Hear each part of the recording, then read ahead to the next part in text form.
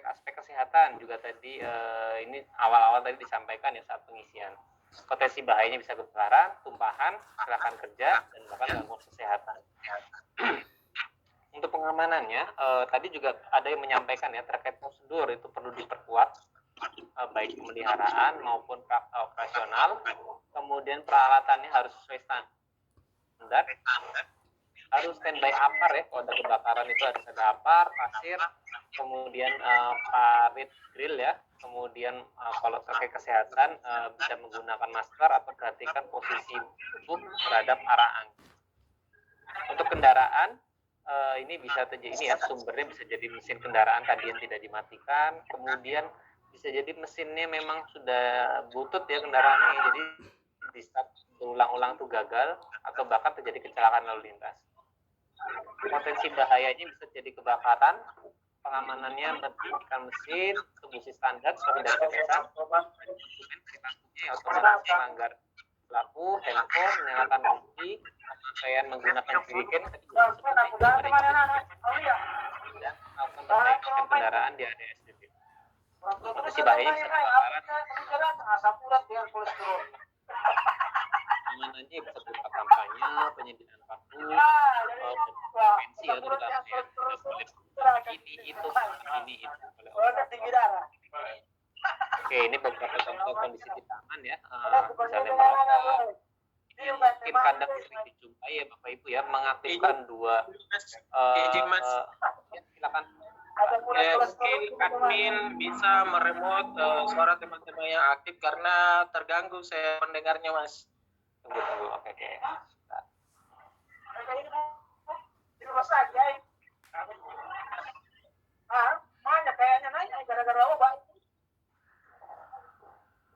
Oke, sebentar ya.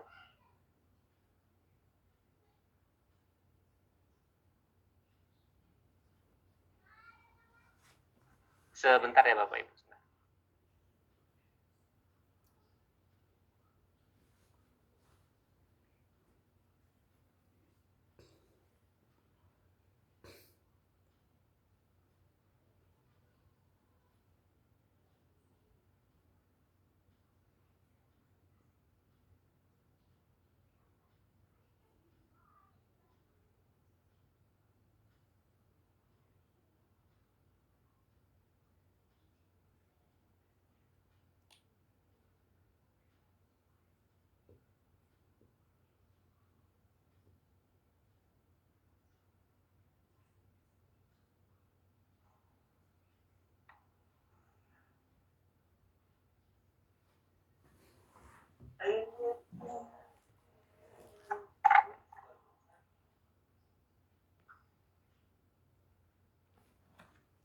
Apa tadi kemudian waktu CPK waktu CPD kan.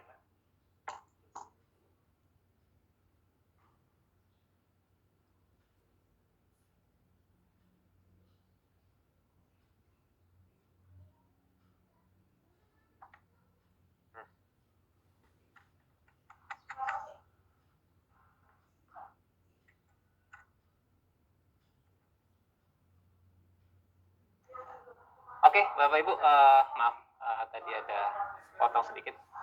Baik, tadi kita sampai mana? Oke, sampai kondisi ini ya tidak aman ya. Jadi ini Bapak Ibu yang terkait meninggalkan nozzle ya. Jadi ini Bapak Ibu sebagai pengawas mungkin mohon bantuan untuk sesekali inspeksi gitu ya. Jadi untuk pastikan jangan sampai karena misalnya operatornya perlu istirahat, tapi karena dipaksakan operasional harus jalan, jadi akhirnya memaksimalkan satu orang untuk ini ya, untuk misalnya sisi sebelah kanan kirinya ya, karena ini bisa sangat berbahaya. Baik bisa jadi berupa mungkin ini konsumennya udah kenal, ya udahlah kamu ngisi sendiri aja gitu. Itu jangan seperti itu. Karena apa? Karena mereka tidak bertanggung jawab terhadap operasional ini, dan kalau ada apa-apa ya yang bertanggung jawab jelas operator dan pengawas yang ada di area, dan mereka juga belum tentu tahu prosedur yang aman di area tersebut seperti apa. Ada suaranya nggak ya? Oke, ada. Oke, kemudian penggunaan handphone ya, tadi istilahnya rambu-rambu yang dicoret penggunaan handphone, kamera, kemudian merokok, itu dilanggar semua lah. Itu adalah kondisi-kondisi atau perilaku tidak aman konsumen. Ini penggunaan jirigen ya, jadi jirigen itu sebenarnya boleh tidak boleh ya Bapak Ibu. Jadi bukan sebenarnya kita tidak boleh ngisi jirigen, tapi sebenarnya itu boleh, nanti ada ketentuannya akan saya sampaikan. Itu mengangkut jirigen BBM. Jadi ini juga tidak diperbolehkan, apalagi mengisi jirigen dalam kendaraan, tidak boleh. Kemudian ini potret-potret agak zaman dulu memang ya. Kita ambil case yang terburuknya saat dulu banyak antrian, kemudian pengisian jirigen di mana-mana. Nah, ini adalah beberapa contoh kecelakaan atau mungkin insiden yang terjadi di SPBU. Jadi kalau ini case-nya adalah ada dua case di sini. Yang satu adalah mesin kendaraan yang tidak dimatikan. Kemudian yang kedua adalah meninggalkan anak di bawah umur tanpa pengawasan di atas kendaraan kita. Otomatis ya jadi ada insiden ya Bapak Ibu ya, maksudnya si anak akhirnya mengoperasikan kendaraan yang tidak dimatikan. Jadi kalau di sini kendaraan tidak dimatikannya dampaknya bukan terjadi kebakaran, karena ini proses pengisian BBM memang belum dimulai, tapi lebih ke arah faktor keamanan dari pengendara lain yang ada di kendaraan tersebut. Intinya sama. Tidak mematikan kendaraan di SPBU itu dampaknya buruk, baik itu terkait pengisian atau tidak terkait pengisian. Kalau ini terkait aktivitas adanya perbaikan suatu kendaraan di area pengisian. Jadi di sini saya percepat saja. Jadi di sini itu, nah ini ada suatu aktivitas perbaikan kendaraan yang notabene adalah si bapak ini adalah mengisi BBM pun tidak di SPBU tersebut, tapi hanya numpang berteduh dan memperbaiki kendaraan. Padahal seperti kita tahu di area sini bisa termasuk zona 1 ya Bapak Ibu ya, di mana BBM bisa ada pada saat kondisi normal. Jadi di sini di alkisahnya adalah si bapak ini berusaha menyalakan kendaraan Vespanya yang mogok ya. Ini bisa jadi kalau Vespa biasanya kan karena platinanya yang sudah aus. Jadi nah di sini terjadi dia berusaha menyalakan kendaraan berulang-ulang, namun gagal hingga akhirnya terjadi kebakaran di sini. Nah, muncul api. Nah ini niat baiknya sebenarnya si bapak adalah berusaha mengevakuasi ya, cuman mungkin bapaknya lupa kalau ini kendaraan roda 2, jadi kalau didorong tidak seimbang sehingga terjatuh dan apinya makin membesar. Niat baiknya pun juga masih kuat, berusaha evakuasi, dipindahkan, tapi mungkin bapaknya juga lupa ini kendaraannya cukup beratnya untuk dimobilisasi, hingga akhirnya ada respon dari operator yang cukup sigap untuk datang memadamkan api menggunakan apar.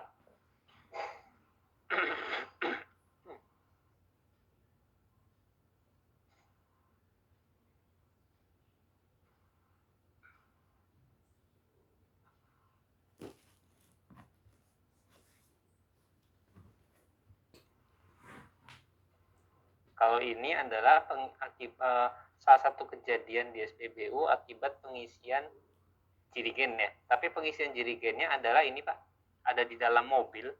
Jadi Bapak lihat yang di dalam mobil ini, jadi mereka mengisi BBM sudah jelas ya, bukan masuk ke dalam tangki, tapi mereka masukkan nozzle-nya ke dalam kendaraan.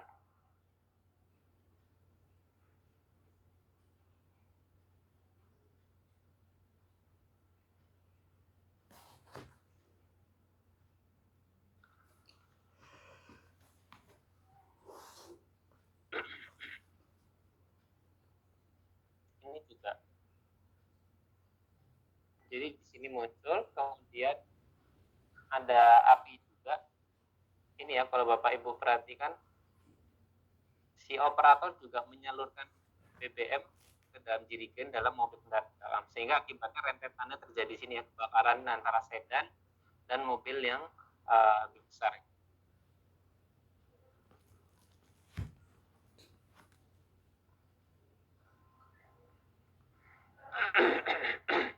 Ini sudah kita bahas ya, hazardous area di area SPBU, terutama di area dispenser, yaitu sepanjang selang BBM-nya dengan radius kurang lebih 1 meter.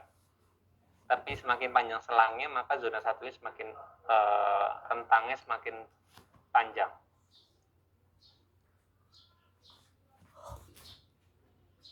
Ini salah satu contoh kejadian menggunakan handphone di area pengisiannya.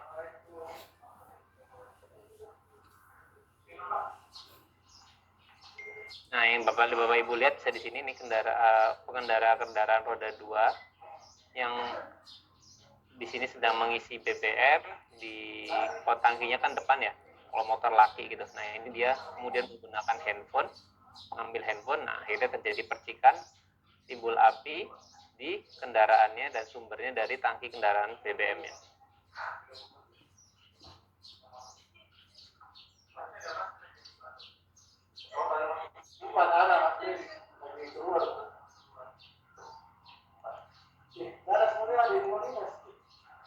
Kalau ini sama penggunaan handphone juga, tapi di mobil. Ini ada kaitannya dengan listrik statis juga.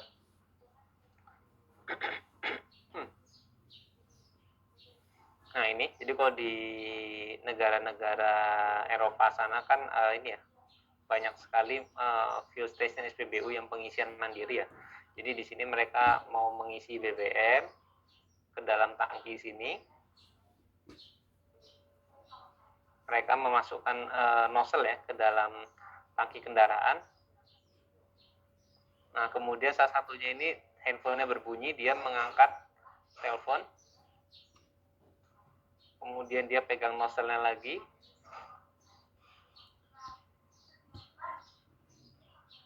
Nah hingga terjadi akhirnya kebakaran di sumber tangkinya, di penutup tangkinya.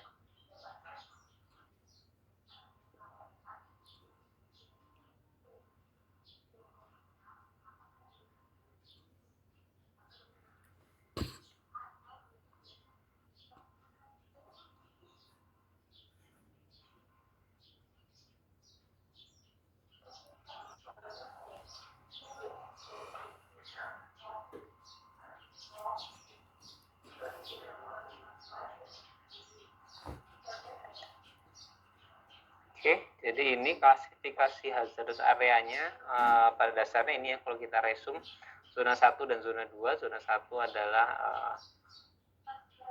sesuai tadi ya, sebenarnya deskripsi gambarnya tidak perlu saya jelaskan lagi. Nah ini penyebab potensi yang perlu kita waspadai di area dispenser ya, jadi terutama terkait instalasi listrik yang di dalam dispenser. Jadi ini sambungan listrik perlu diperhatikan, kondisinya harus standar, sambungannya tidak ada sambungan-sambungan kabel. Kemudian seperti Bapak Ibu ketahui, jadi di dalam dispenser itu ada namanya junction box yang spesifikasinya itu explosion proof ya. Jadi konsep explosion proof itu adalah misalnya di dalam box itu terdapat percikan api, maka percikan api itu tidak akan bisa keluar dari box tersebut karena sifatnya adalah kedap dia. Nah, tapi suatu instalasi yang spesifikasinya sangat tinggi tersebut bisa menjadi tidak berguna kalau ternyata instalasi kabel itu tidak sesuai gitu. Jadi seperti ini. Ini junction box-nya explosion proof. Dia bisa menahan ledakan dari dalam ya, sehingga apabila misalnya di luar ini penuh uap, ada percikan di dalam, maka akan aman-aman saja. Tapi kalau ternyata instalasinya tidak rapat, misalnya kabelnya masuk ini tidak rapat, masih ada rongga udara, ya otomatis ini akan menjadi instalasi yang mubazir gitu ya, karena uapnya akhirnya bisa masuk, kemudian terjadi ledakan bisa merembet hingga keluar. Ini karena disebabkan ukuran kabel dan glandnya tidak sesuai sehingga longgar atau ada lubang. Nah itu perlu ditambahi daksil supaya atau kompon gitu ya, daksil kompon supaya lebih kedap dan tidak ada memungkinkan uap-uap BBM yang masuk dan instalasi explosion proofnya bisa terjaga dengan baik.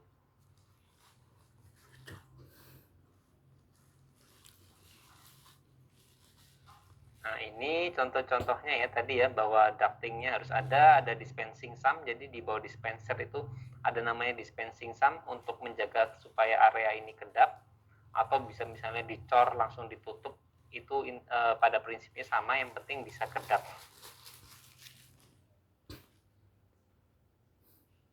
Nah, bagaimana dengan penggunaan ini ya, penggunaan peralatan listrik, atau mungkin dalam ini handphone ya, di area pengisian ya. Jadi sekarang itu paradigmanya memang sudah bergeser ya Bapak Ibu ya. Jadi kalau dulu itu namanya haram ya, haram untuk atau sangat dilarang keras menggunakan handphone di SPBU. Kalau sekarang justru kebalikannya, karena kita justru dianjurkan untuk dalam tanda kutip menggunakan handphone di SPBU, tapi penggunaannya hanya untuk melakukan pembayaran non tunai gitu ya, yang sifatnya cashless, bukan untuk bermain, untuk menggunakan sosial media dan lain-lain, itu bukan. Tapi penggunaan HP itu justru sangat dianjurkan agar kita dapat melakukan pembayaran non tunai, misalnya melalui Mei Pertamina atau mesin-mesin edisi. Nah, terkait hal tersebut, banyak mungkin orang-orang masyarakat ya, terutama konsumen, yang bahkan teman-teman operator atau petugas SPBU yang masih meragukan keamanan dari penggunaan handphone di area SPBU. Jadi secara desain dari kami, dari Pertamina itu sudah memastikan bahwa penggunaan handphone pada lokasi atau titiknya aman serta menggunakan peralatan yang sesuai standar itu tidak akan menyebabkan terjadinya suatu insiden ya. Dalam hal ini misalnya kebakaran atau ledakan gitu ya. Karena apa? Satu, misalnya untuk penggunaan handphone atau portable electronic product pada umumnya memang tidak didesain ya. Tetapi apabila penggunaannya itu di luar hazardous area, jadi yang mana ya? Kalau kita bicara SPBU itu, nah ini. Jadi pada dasarnya apabila penggunaan handphone itu di luar hazardous area yang ada coraknya ini, ada arsirannya ini, maka itu diperbolehkan gitu.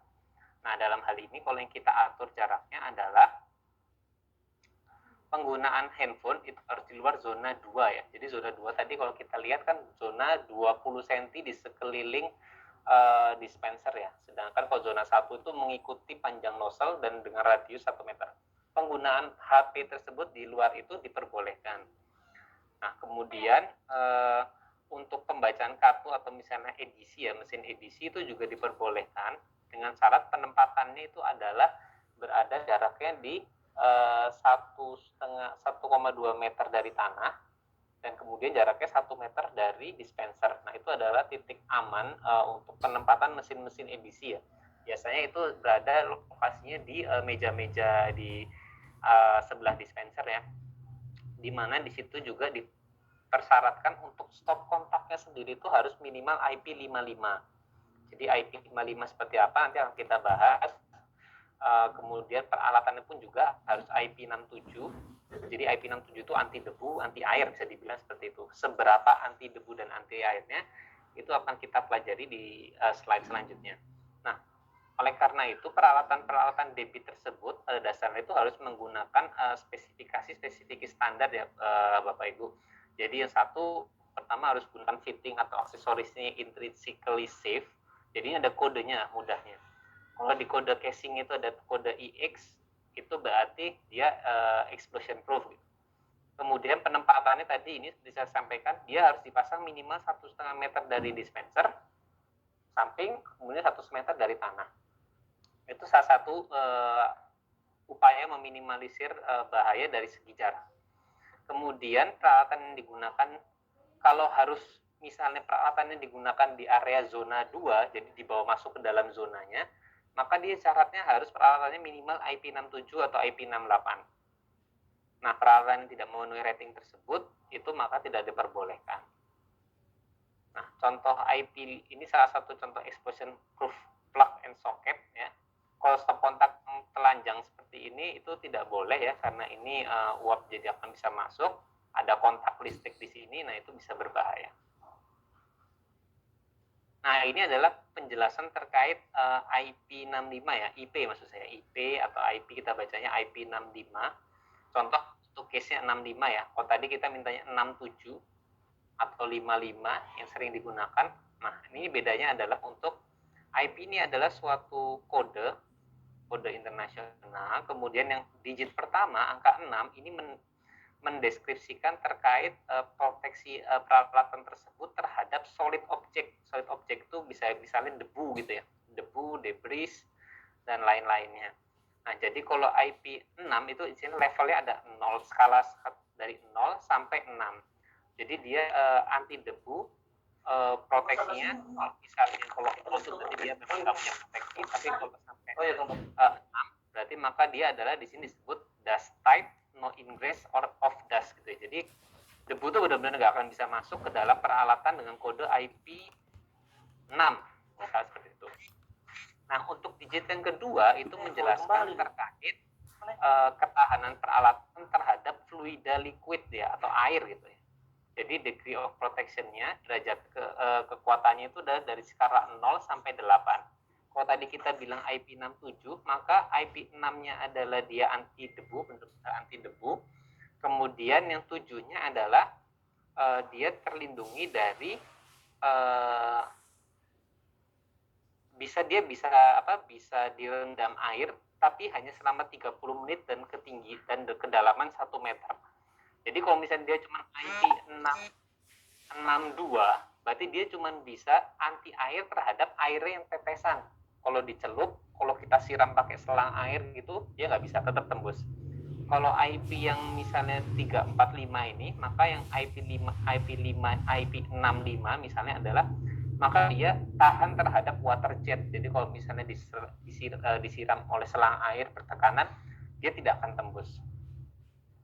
Nah, jadi yang paling istilahnya paling kuat, yang paling bagus adalah yang sampai IP8 ya. Jadi dia bisa direndam secara permanen dalam air tanpa merusak si peralatan tersebut. Itu sudah sering banyak kita jumpai ya sekarang ya di handphone baru saat ini.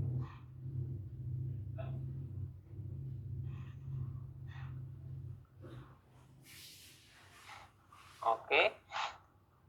Ini peralatan-peralatan bagian-bagian dari nozzle ya. Saya kira Bapak Ibu sudah pada tahu ya. Ini ada selangnya, ada shut off levelnya. Shut off level itu yang kalau misalnya sudah terendam dia akan mati, akan menutup dan seterusnya.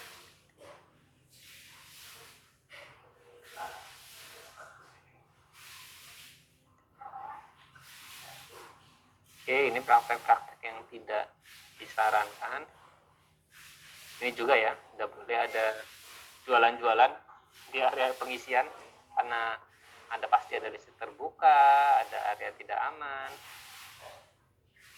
Ini beberapa pembelajaran ya. Ini percikan listrik pada pompa air. Nah, ini biasanya yang kita temui ini ya, mobil modifikasi ya. Jadi ngisinya benar ke tangki kendaraan, tapi kemudian tangki BBM dari tangki kendaraan itu dipompa, diisi ke jirigen-jirigen yang ada di dalam kabin. Ini sama, tadi sudah banyak sekali disebutkan oleh Bapak Ibu sekalian bahwa pengendaranya tidak mematikan mesin sehingga terbakar. Ini yang tadi kita lihat videonya ya, jadi ada perbaikan kendaraan di area SPBU sehingga saat di starter berulang percikan businya ternyata menyambar ke BBM di sekitar. Ini contoh-contoh saja.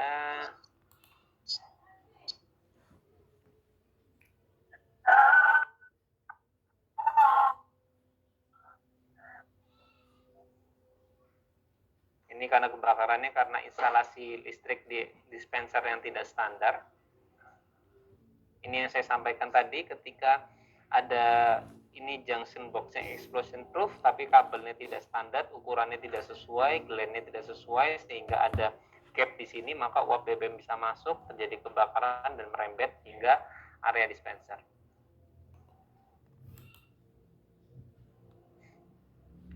Ini contoh perilaku yang tidak aman ya. Jadi ini kejadian tahun ini di salah satu di area di Sulawesi ini Bapak Ibu. Jadi kalau Bapak Ibu lihat ini itu memang penyaluran premium saat pertama kali dibuka antrian sudah langsung mengular, kemudian di sini ditemukan banyak konsumen kita yang membawa jirigen. Kemudian case-nya adalah di sini terjadi kebakaran Bapak Ibu di mobil yang hardtop di sebelah sini, di ujung sebelah sini. Nah, jadi di sini kita lihat kalau saya observasi dari CCTV ternyata ada beberapa pelanggaran. Satu, penyaluran jirigen tanpa dilengkapi surat yang sesuai. Kemudian di sini ada kerumunan orang yang berkumpul kemudian bermain handphone. Nah, di sini kemudian terjadi kebakaran di ujung sini. Semua serentak kabur. Kemudian operatornya datang. Sayangnya operator datang kembali itu bukannya langsung menggunakan apar, tetapi dia memilih menggunakan memadamkan api menggunakan bajunya. Jadi dia lepas baju. Bajunya itu dimaksudkan untuk menutup lubang tangkinya. Tapi karena apinya sudah semakin cepat membesar, dia terlambat. Nah, ternyata saat kita investigasi ditemukan di dalam mobil ini ada 3 buah jirigen. Nah, di buah jirigen ini sudah ada BBM, dan kemudian itu terlihat saat si pemilik BBM itu ternyata saat kebakaran itu justru yang pertama diselamatkan adalah jirigennya. Jadi dia buka pintu bagasi belakang, kemudian dia ambil jirigen, dibuang keluar semua. Niatannya mungkin supaya kebakarannya tidak terlalu cepat membesar. Tapi karena ini sudah terlanjur menyambar dan ini menurut saya fire rapidnya itu cukup tinggi, jadi kecepatan perambatan dan kebakaran itu sangat besar hitungannya untuk yang terjadinya di luar hingga terjadi di dalam. Maka asumsinya adalah memang BBM dalam jirigen di dalam itu sudah terisi dan sempat terbakar. Ini akhirnya tutup kurang lebih sekitar 1-2 bulan SPBU-nya karena ya proses klaim asuransi dan investigasi dan lain-lain. Salah satu bahaya dampak inheren dari suatu insiden ya yang ternyata menyebabkan delay operasionalnya lama. Ini juga menurut salah satu pembelajaran yang bisa diambil adalah penuturannya adalah jadi operatornya itu memang sudah kenal dengan beberapa konsumen ya. Jadi ada eksklusivitas saat penyaluran BBM-nya. Kemudian akhirnya jadi rumpi mereka. Jadi ngobrol saat penyaluran pada berkumpul semua di dalam di dekat dispenser yang mana kita tidak bisa memastikan bahwa mereka bawa main handphone atau enggak dan lain-lain. Itu termasuk hal-hal yang kita potret dalam insiden ini. Oke, demikian Bapak Ibu untuk saya kira untuk materi sesi pagi sampai siang ini saya cukupkan. Jadi kita akan masuk ke agenda selanjutnya untuk ISOMA ya Bapak Ibu ya.